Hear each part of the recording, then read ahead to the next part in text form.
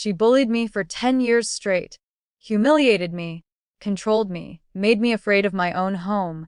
Then one day, years later, she sent me a letter, begging. And all I sent back was one word. If you've ever been hurt by someone who thought they'd never have to face consequences, if you've ever wished you could reclaim your power without screaming, without fighting, without stooping to their level, then hit that like button, subscribe, and settle in. Because this story proves that sometimes the most brutal revenge is silence. I used to count down weekends with dread. Most kids count Fridays because it means cartoons, sleepovers, freedom. For me, weekends meant her. From the age of 4 to 14, every weekend, I was sent to my dad's house. And with him came my step-mom. She looked normal, smiled in front of other adults, played the role perfectly. But inside that house, I learned what it felt like to disappear. I was a shy kid. Quiet. The kind of child who apologizes even when they don't understand what they did wrong. The kind of kid who freezes instead of fights back. And she saw that immediately. She had her own kids, sons and daughters, and whenever we did something wrong together, it always played out the same way. If a rule was broken, if something got messy, if someone laughed too loud or touched something they shouldn't, I was the only one punished.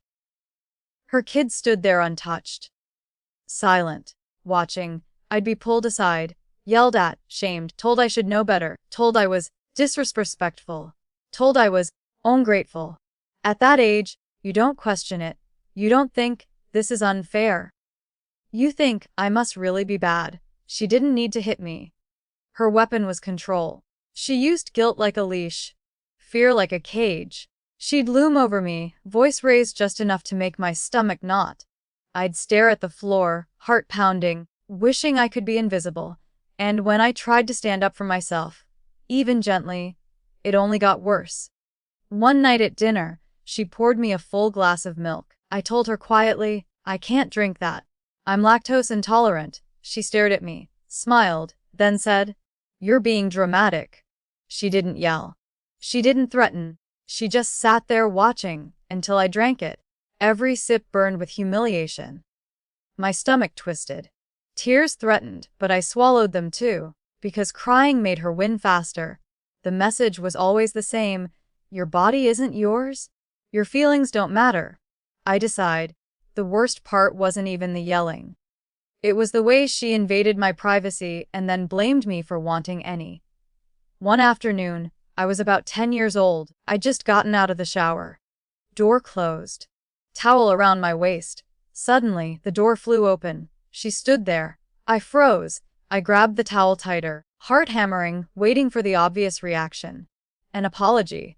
A quick exit. Instead, she looked me up and down and said, Oh, please.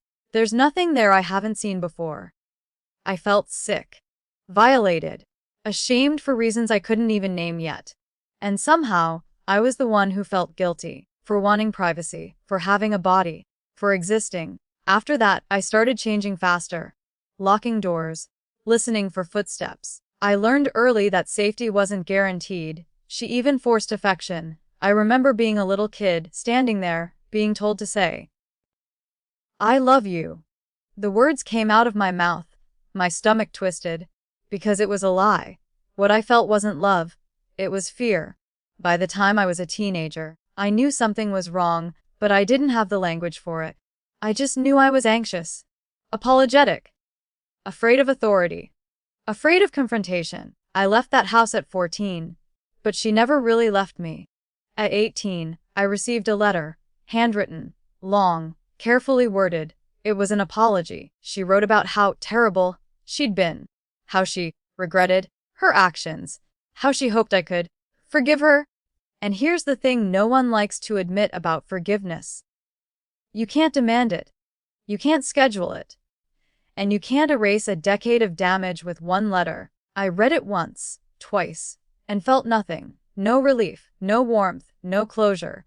Just a quiet certainty. She didn't deserve it. So I didn't respond. Months passed. Then an email arrived. Did you get my letter? I stared at the screen. Thought about all the nights I lay awake feeling small. All the weekends I dreaded, all the years of self-esteem issues, guilt, and broken relationships I was still unpacking. And I typed one word. Yep. That was it. No anger, no explanation, no forgiveness, silence. She reached out again and again. Messages about how much she loved me, how much she missed me. I never gave her what she wanted. And that was the revenge.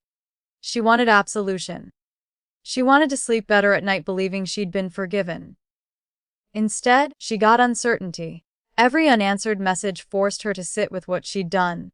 No yelling, no confrontation, no cruelty, just consequences. And for the first time in my life, I was the one in control. The power she took from a scared child was never hers to begin with. I took it back by refusing to pretend. Forgiveness isn't a reward you hand out to make someone else feel better. Sometimes justice isn't loud. Sometimes karma doesn't scream. Sometimes it whispers and echoes forever. If this story hit close to home, hit that like button. Subscribe for more stories where the victim finally gets the last word. And tell us in the comments, is forgiveness always required, or is peace enough? Because sometimes silence speaks loudest.